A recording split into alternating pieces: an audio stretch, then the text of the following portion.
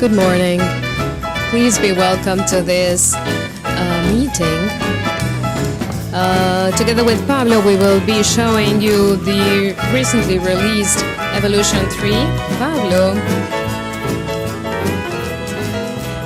helped clients to adopt this version, and on my side, I helped in terms of the release of this. So each of us will be telling how we lived through this process, not just a process, but the features of this version and how clients have adopted it and how they have obtained benefits from this version. So this will be a brief introduction from Evolution 3, but you will also have more presentations about this to elaborate more.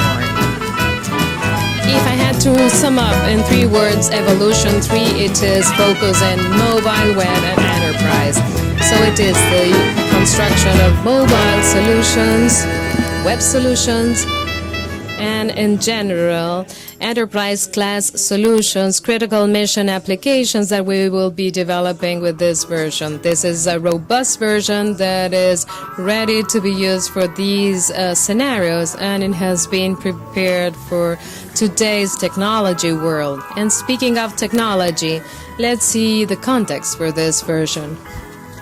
This is a long chart. It has a blue line that shows PC sales and a yellow line that shows Android and iPhone sales. The interesting thing is at the end of it, 2012, 13, and 14, which are the years where this version was built. If we take a look at 2012, it's the end of this graph, and the smart device revolution had already taken place there.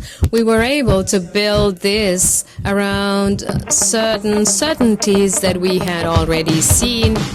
This new world had already generated some discussions in terms of software development, in terms of how we had to build solutions for this new world, for this post-smart device revolution world. So, what are the solutions that we have to build? Well, the reply is this one, and we had it. And these are the types of applications. I mean, solutions, web solutions that are run on a browser, no matter what the device is, which are highly interactive, which they have to run well on each device. Then we have native applications, and they need to be fully native. This is what the user expects. They need to be cross-platforms in all devices. They will need to have a growing complexity in terms of user interface and in terms of architecture. Regardless of them being mobile or web, there are features that are very important, which are security, given the complexity of these solutions. And then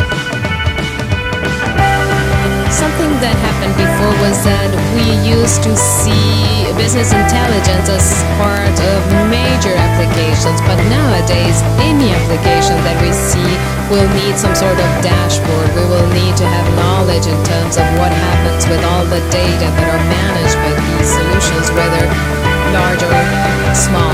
And finally, we have a business process automation that needs to be customized to this new reality where we are all running tasks from any place, whether we are at the office or not. So, based on this reality, we built this solution. And now, I will talk about the features I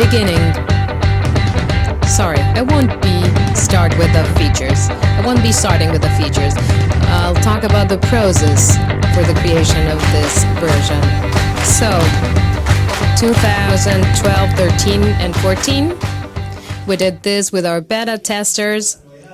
There are not so many news there. We have always been working in GeneXus versions with them in order to have them released, but there were news in terms of how we conceived this version at an internal level.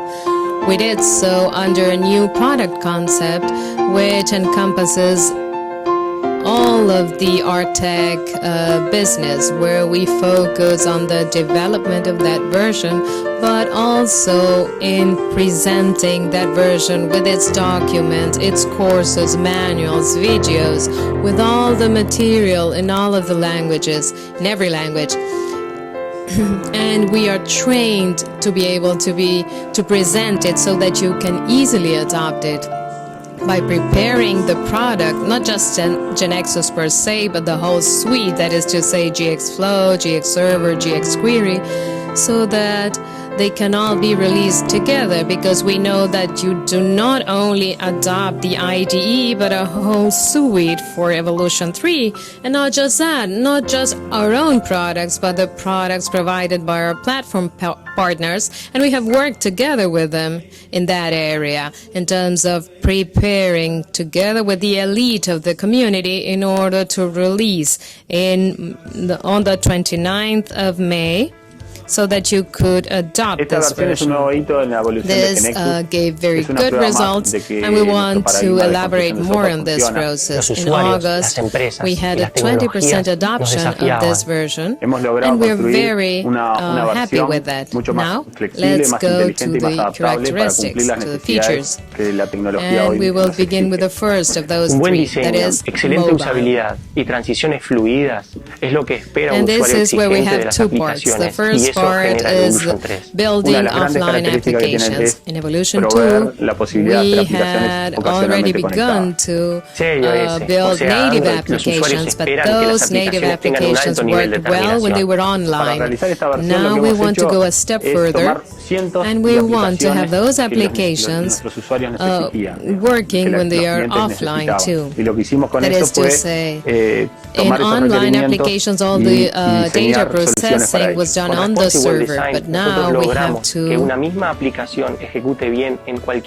prepare the solution. We had to prepare the solution to generate offline applications. And there, we will have data processing when we are offline, and we will also have a database when we are offline. So the architecture of the solution changes, but GeneXus solves that and automatically calculates a minimum database, which is the one that will be working with the programs when offline. But we didn't only do that, we also did something else. We solved the syncing process. So we have had sophisticated algorithms that have solved this in a generic way and have customized it to each application. So we are in mobile, we are solving the generation of native applications, where we generate a whole solution on the server, on the part that runs on the device, and also everything is done so that syncing works. This makes GeneXus a unique solution in the world, because no one has done this in terms of syncing. So mobile has a unique solution here, but now it's Pablo's turn, who will tell you how this is done, because you will be applying this maybe with a property. You build your online application, then you go offline. You can configure some syncing property, but then the application will be working offline. Pablo. Thanks, Armin. It was interesting to see the adoption process for this version in the past 2 years, and mainly the adoption of this feature, that is to say, the possibility of generating offline applications. The first cases that we had in the Evolution 3 when we were starting with the beta testing process. The first cases came from those who were working with prior technologies and were developing applications for web mobile or Pocket PC, which were the typical cases of sales forces, polls, and data collection. One of those cases was the application developed by Infomodulus from Brazil application. They had their applets with prior technologies, and they wanted to migrate to smart devices.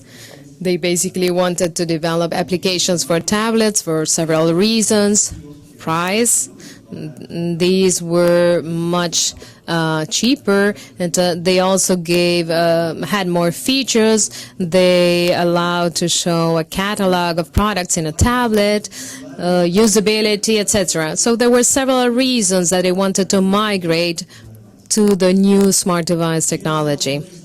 So we started having our first beta test of Evolution 3 that had the capability of creating a database on the device offline and generating programs. We still didn't have those automatic processes for syncing everything, but that wasn't a problem. In terms of services, they had already been implemented. They were web services that had been implemented with their prior solution, and they were able to reuse them because now, with GeneXus, they could run a program on the device that would call those web services.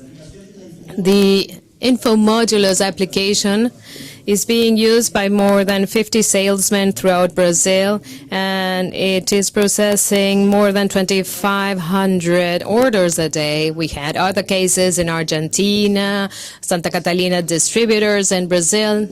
So there were several companies that could do this migration because they were able to solve all those synchronization processes. We also have a polling application which was done by SEAD in Brazil. This is a foundation, and what it does is to do polls, maybe employment and unemployment surveys in the government of Sao Paulo. And this was a similar case. They had applications in old devices. They wanted to change those applications. And with our first beta tests, they were working with this solution. And now, this is also an application that is used with more than 3,000 houses for polls. So what they did was to reuse these services that runs on a sort of black box for us. But what they had to do was to just call those services from a GeneXus process directly from their device. These are the traditional scenarios, the ones we knew before, but there were new cases that were very different. This application, which was developed by AZ's Portage people, and Kiko Kayan will make a presentation sharing his experience and the World Soccer Club. They accompanied the Uruguayan team. They were part of the Uruguayan team because they develop software for soccer institutions and for DTs. And what they basically do is show them videos of the games, different cases during the game, and the DT would analyze this special techniques or during training in order to solve some tactic issues. This very specific case wanted to develop an application in iPad, which is offline, and it included filming the games.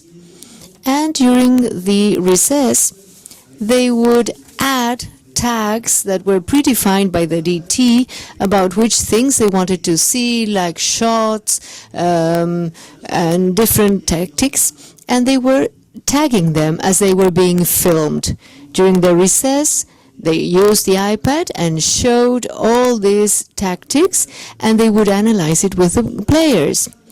It's a very different application. It's a breakthrough, and it has an offline function. Without that technology, it would have not been possible to have this kind of solution. Somebody, during this process of Evolution 3, we focused on automatic synchronization. And these processes of synchronization, which had been solved in the early stages, could be obtained without having to implement them, because it's a very complex scenario, very difficult to solve. This is how, during the process, we thought of you having a possibility to doing this in an automatic way. The application of this meeting, GeneXus 24 is an offline application. When you install it in your devices, it has preloaded data, so you don't have to synchronize all data at once. Now, these data were preloaded when we published the app in the stores a few days ago. So when you withdraw this application, you'll see that it can be automatically synchronized. Because when it was published, up-to-date timetables may have changed, all the speakers may have changed, so it goes to the website of the application of the event, and it is currently being updated, and it automatically replicates in your devices. This is automatic, and it verifies changes at the level of the database of the server to see if there's any updating, and that is downloaded. But we only move the information that has changed. These are automatic processes that are also very efficient. Very few things can be updated by the user from the application. He may mark presentations as favorite, and this will also go to the server.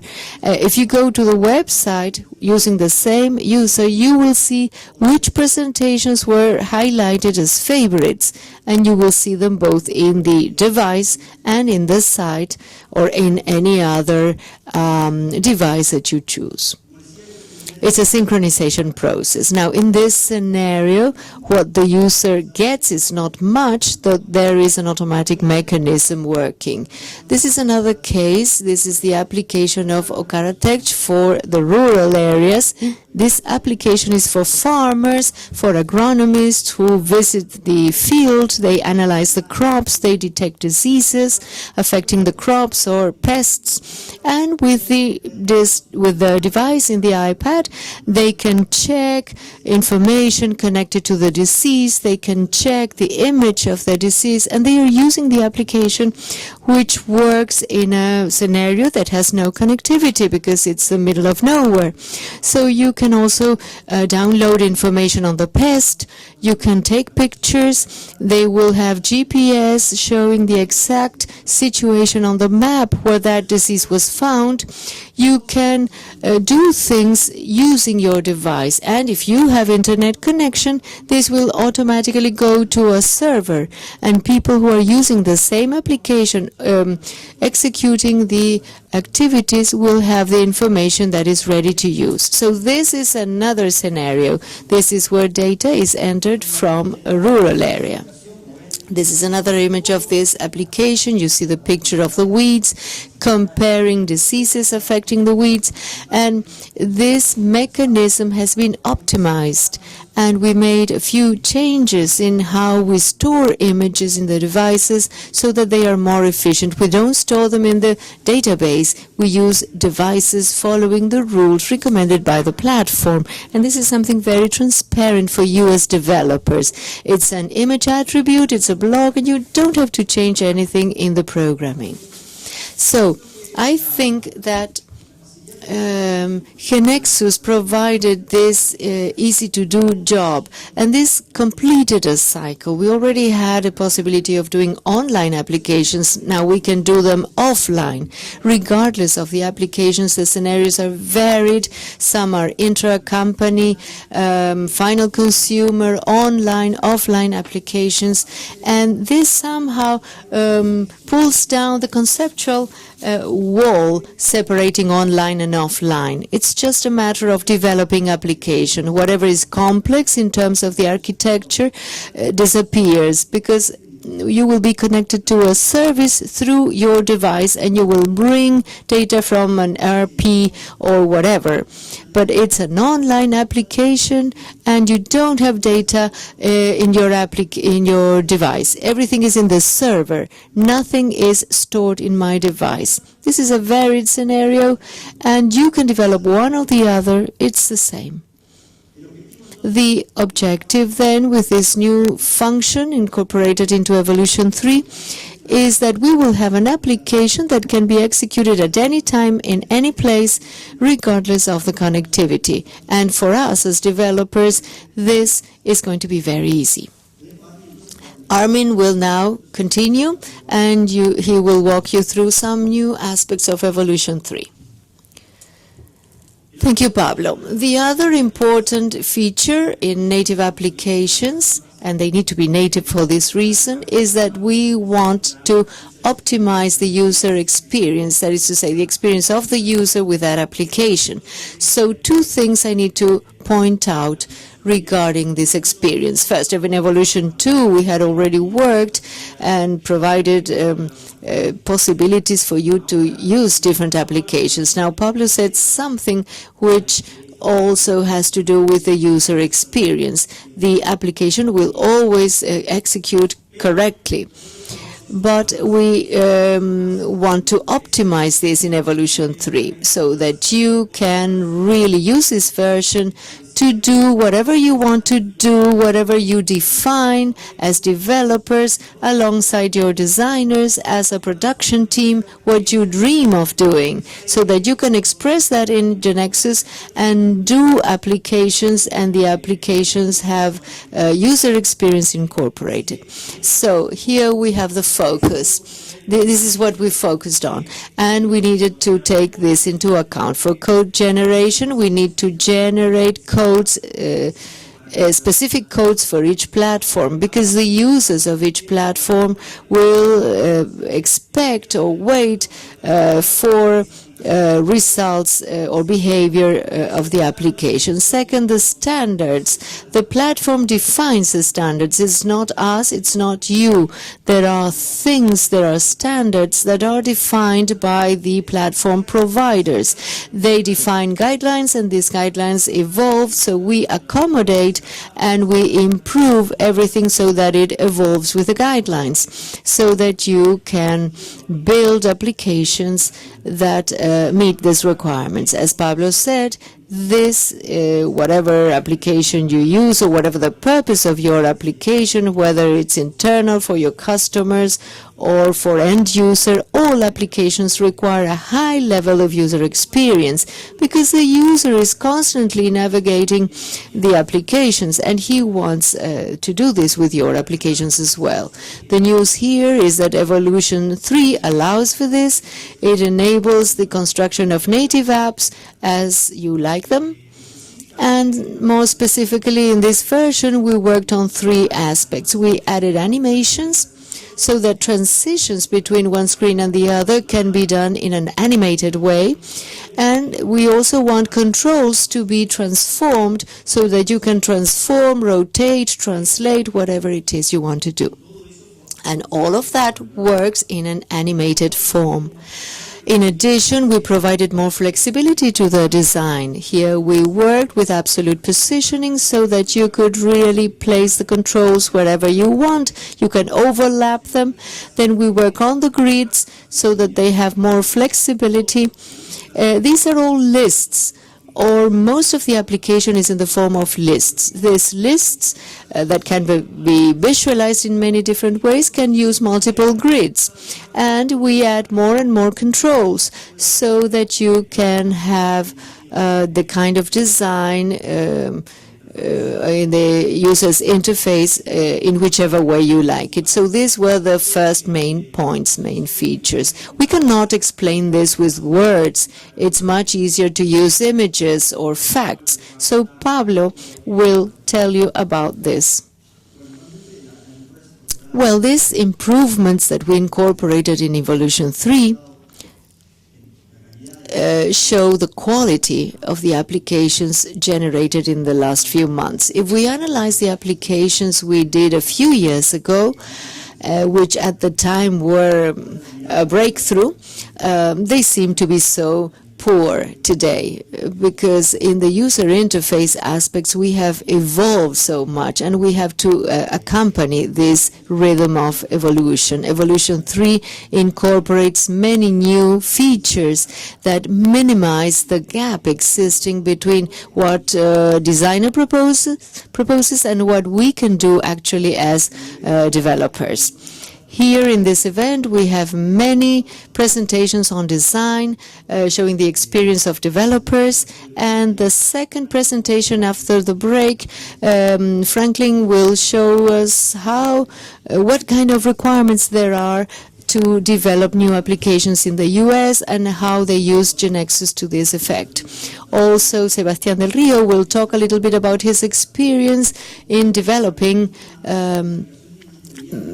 feasible applications in terms of design, and the program includes many more presentations in this field. This EcoPack was developed in Brazil for an insurance company. Here, responsibility was fundamental. The cost of the application was designed. The highest cost was designed for bank applications, a revenue application developed by GeneXus USA for marketing campaigns.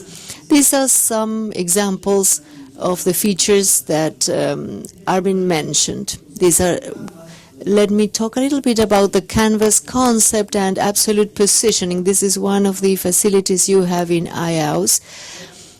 This gives you the possibility of overlapping controls. This was developed by Urraca for an event that will take place in Montevideo next month. Here we have a list of presentations with an attribute that shows an image, but on top you see another attribute, the picture of the speaker, the timetables, the name of the presentation. This comes together, and this is a very good interface. Another application into Beagles to buy tickets for sports shows or theater.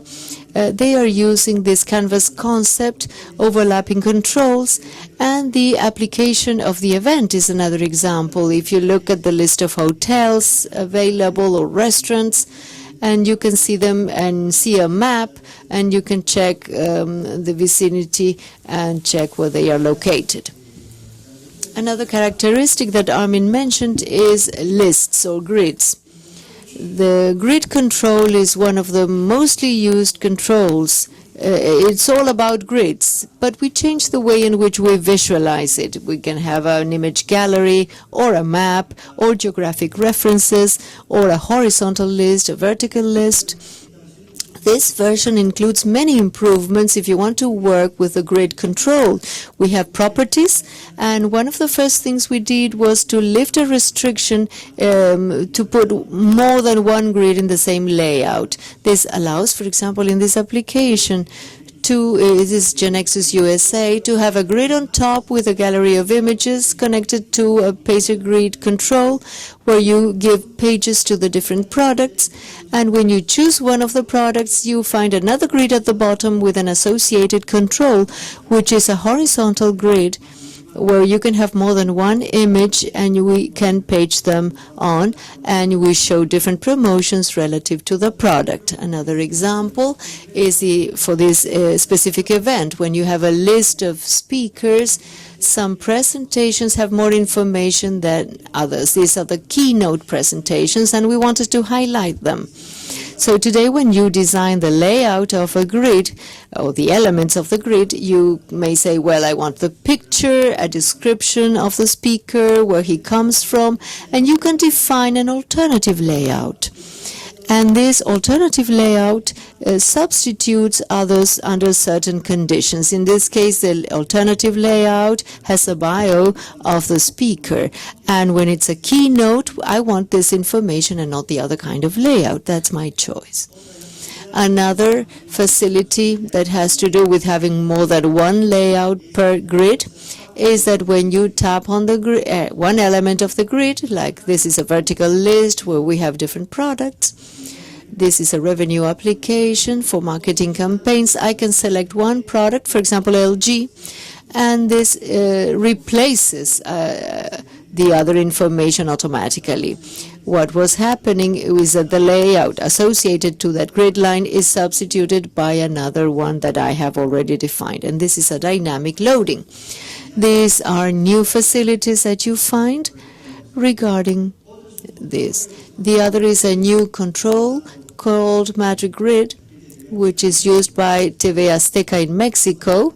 This is a television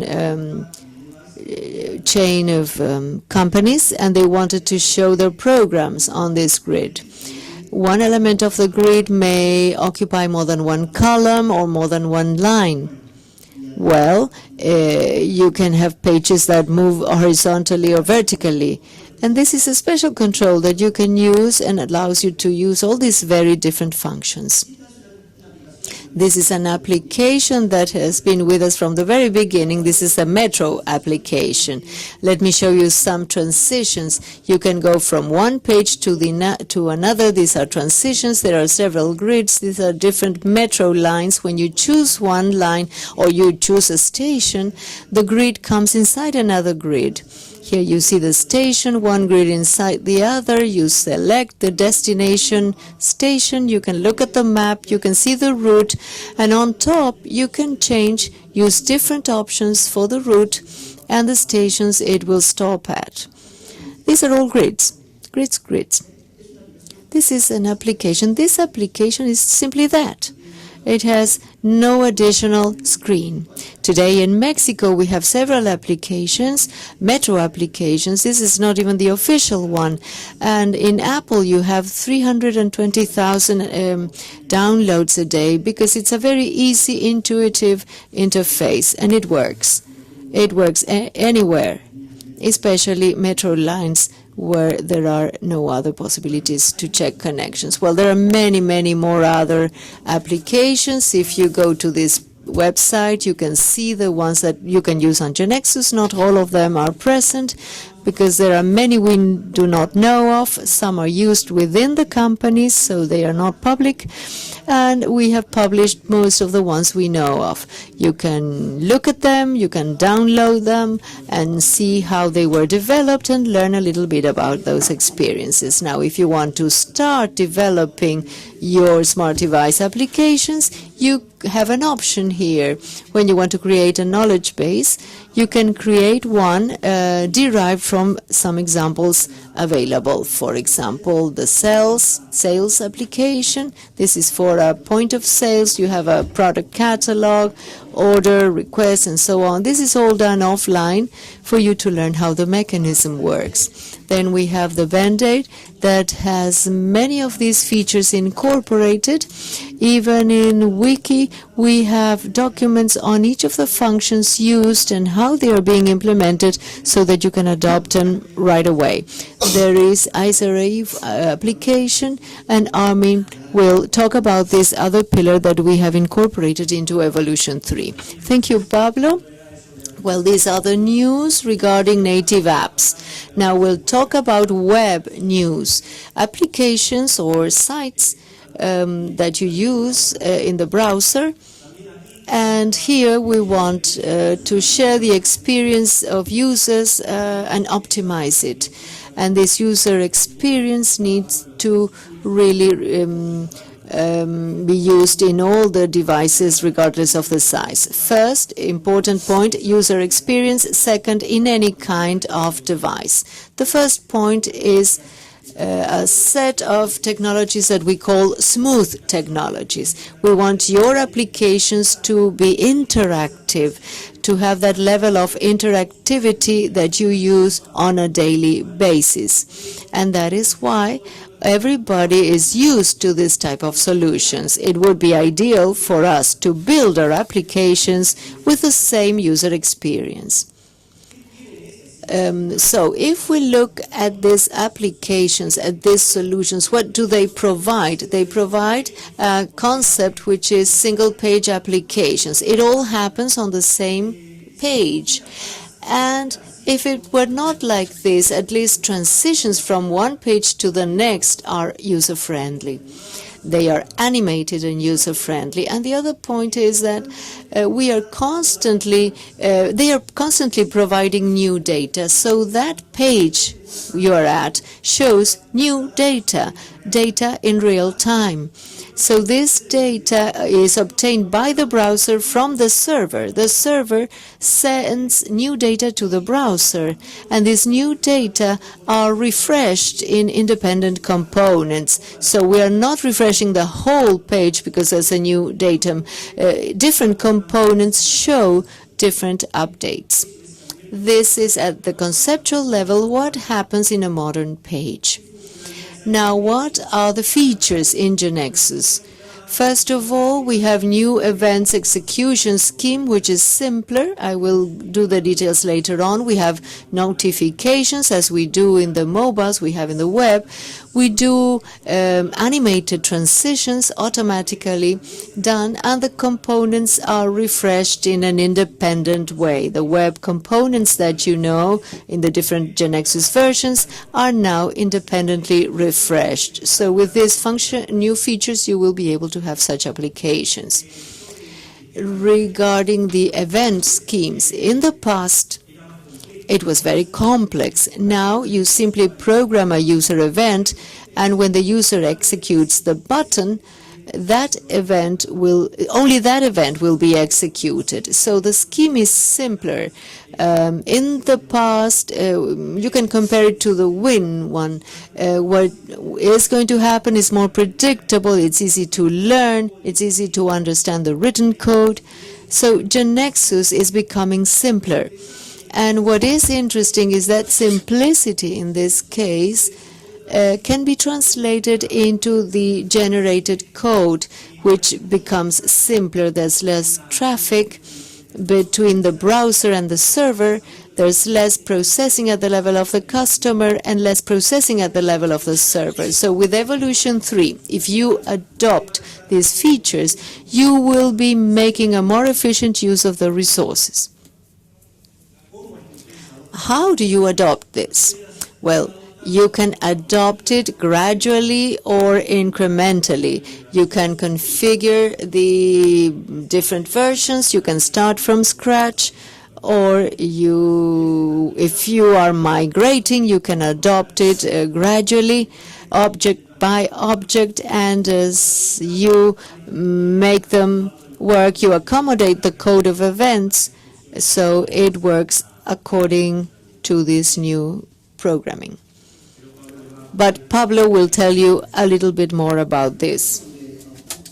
The first case where we adopted these features in terms of the single-page application concept was in the internal wiki. We first had our own program, which was a dog food program, to test all these features, and I think that we had good results. And now you see on the site how we have changed the face of wiki.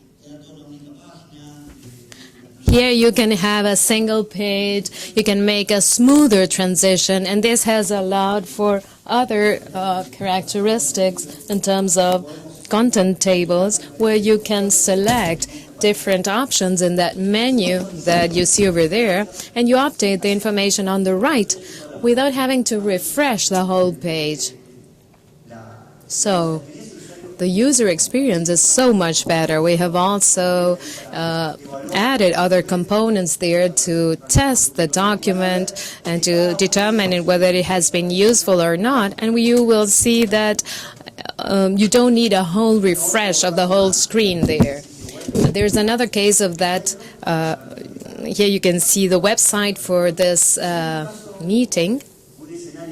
But if there's a scenario where these features are essential, it's a case that Victor mentioned before. He will make a presentation after the break about an application they have developed, which is an application for stockbrokers. And this application is in Evolution 3 and uses the single-page application concept in the sense that everything happens on the same page, Facebook style. And there are a set of controls that appear and disappear with transition effects according to the options that each user wants to have. Here you can see that we are talking about a site where you want to see updated information about the different stock exchanges. And there you can see how all the values are automatically updated in terms of the stock prices without the user having to intervene or to refresh anything. And this is done through the concept of push notifications, which are also incorporated within this new feature. These are some of the examples. Let's now see some of other web features that the version has. Thank you very much, Pablo. So we said, I want to have an optimum user experience between the browser and the person. High interactivity. We are achieving this, as Pablo said. But now, I don't want to just have that, but I want to have that with any kind of screen, whether large, medium-sized, or small. And this is what this second concept is about, which is responsive web design. So if I have a large screen where I have space, I want to take advantage of that space in order to show more information. But if that same screen or web panel is actually being run on a small device, well, then that web panel needs to be smart enough to just display relevant data that can be shown on that screen. So what you see here is a grid that has 6 columns, and then it only has 3. So it is being compressed in a smart way. How do you do that? Well, in Evolution 3, we have added a new editor, which is an editor that has a higher level of abstraction, where you can say or determine what part of the screen will be seen, where it will be seen, or how it will behave according to the screen size. This is also achieved by combining rules and conditions on themes. In one theme, I can determine that a certain class or a certain button, when seen on a large screen, it needs to have such and such a color and size. But when it is seen on a small screen, it can be hidden or seen in a different way. And I can do this just by communicating it with CSS below. And we also have Bootstrap, which is a tool that allows us to build these type of solutions. You don't need to know a lot about Bootstrap to achieve this. It is a very famous framework, and I just wanted to mention that we're using it in order to achieve this. How do we adopt this? There are properties at a version level that you can gradually adopt, and as you do that, the default forms are being responsively generated. The master page will also be responsive. We're already distributing one that it is responsive. If you have patterns, they will be assuming that property, and it will be generated in a responsive way. The light CRM example that you have on the start page, this is already a responsive example that has the 3 basic client transactions: client, contact, and meeting. And based on those 3 transactions, it generates and shows everything in a responsive way so that you can download it.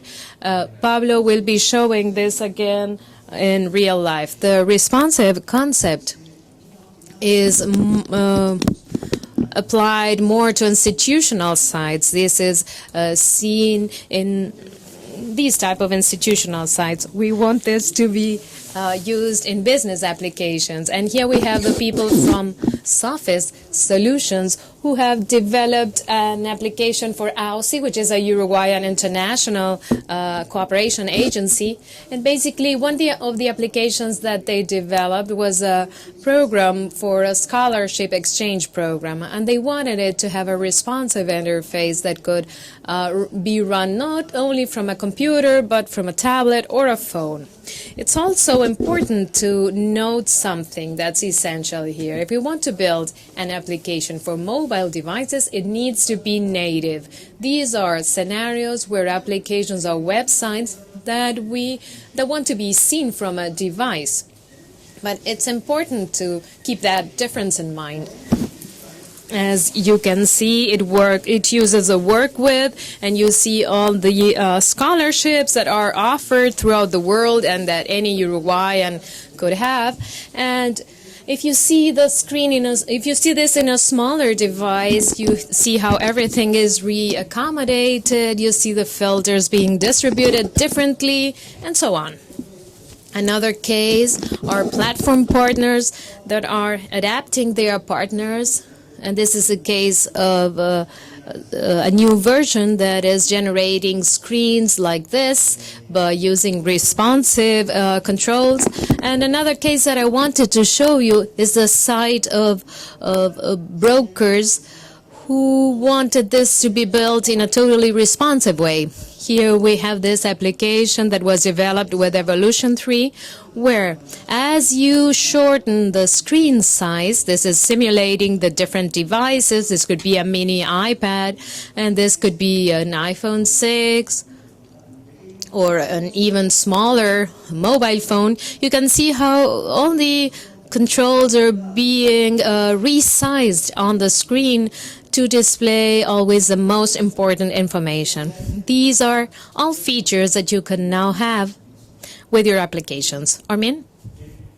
Well, let's now move on to the features that are actually horizontal. Let's stop talking exclusively about mobile or web, and let's now take a look at those that are general for critical mission applications that we generate with GeneXus. Here we have been working in the GAM, which is an integrated security module that allows us to have identity provider solutions, which means that if you have several web solutions in your enterprise, one of them can be identity provider, so you concentrate all identities there, all data from users, and the others could automatically take from that identity provider a different identity. And when you move from one solution to another, you have the single sign-on function, and you're still logged on each site as you navigate through your